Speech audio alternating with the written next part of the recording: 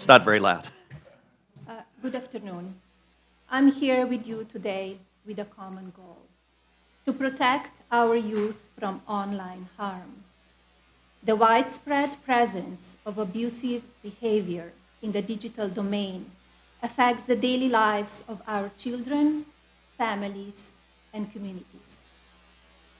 Addressing this issue is essential for fostering a safe and supportive environment for our young people.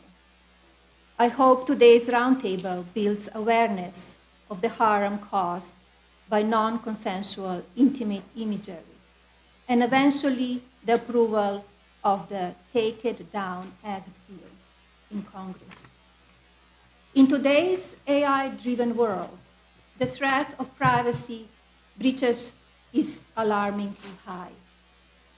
As organizations harness the power of our data, the risk of unauthorized access and misuses of personal information escalates. We must prioritize robust security measures and uphold strict ethical standards to protect individual privacy. As First Lady, my commitment to the Be Best initiative underscores the importance of online safety.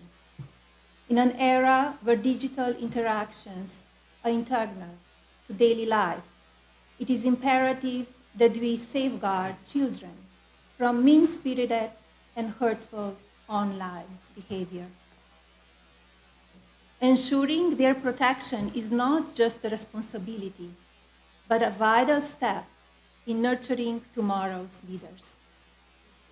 Here with us today is Alison Berry, a 15-year-old brave young woman. Alison Spears used AI to create non-consensual intimate images of her and then spread the images across social media. They superimposed her face into pornographic content without her consent, solely to humiliate her. And authored, Alison's family contacted the social media companies for help. Their efforts fell upon deaf ears. Ultimately, the fake images circulated worldwide.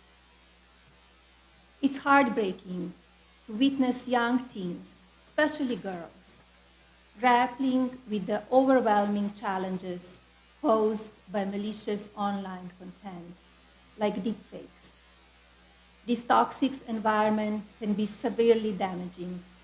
We must prioritize their well-being by equipping them with support and tools necessary to navigate this hostile digital landscape.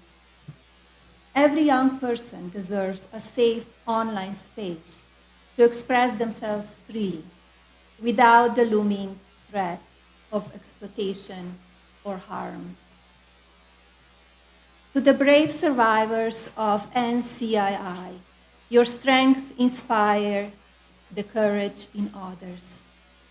To the advocates, your voices power our youth and hopefully bring change. And to the families, your unwavering love is a pillar of resilience.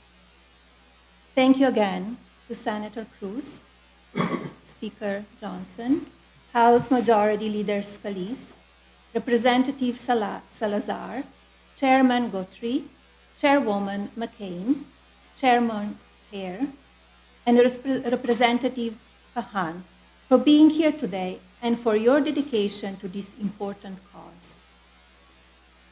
I was heartened to learn that Senator Cruz and Senator Klobuchar united to prioritize this fundamental matter. I must admit, however, I expected to see more Democrats, leaders with us here today, to address this serious issue. Surely, as adults, we can prioritize Americans' children ahead of partisan politics. I urge Congress to prioritize the passage of the Take It Down Act bill.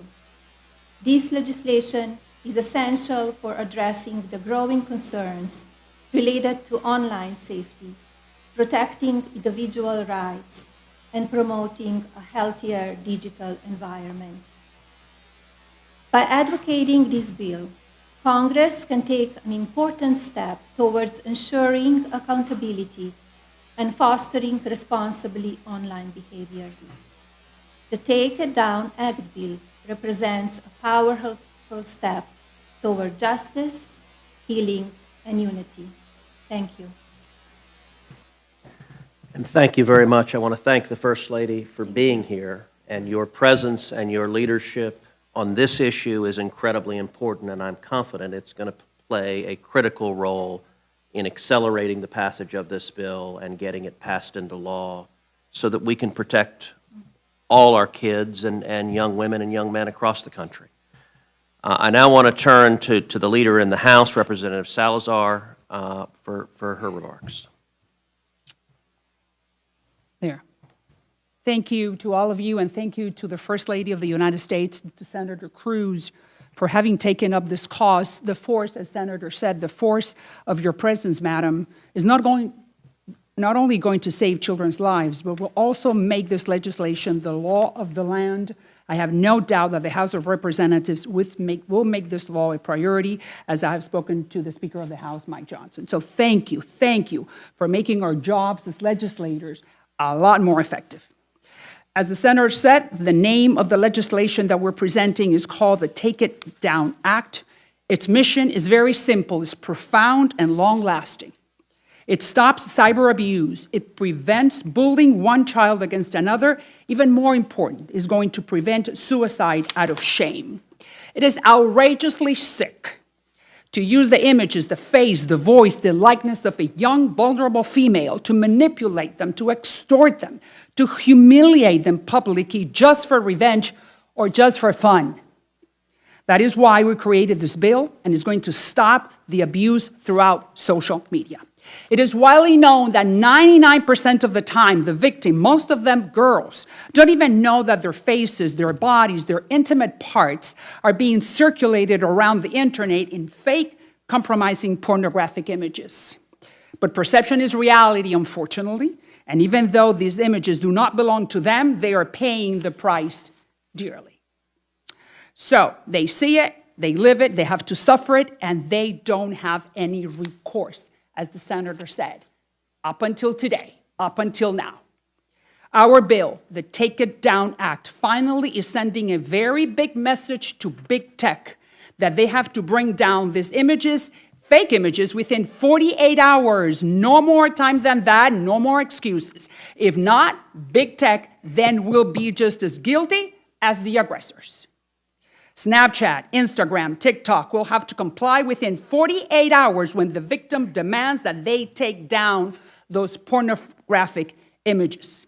Now our messages to the bullies, to the perverts, to the predators. If you dare to do this to another innocent child, you are going to go to prison. You will serve jail time.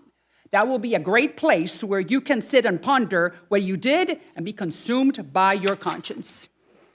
Up until now, the parents of victims found that the schools, they couldn't do anything. The police couldn't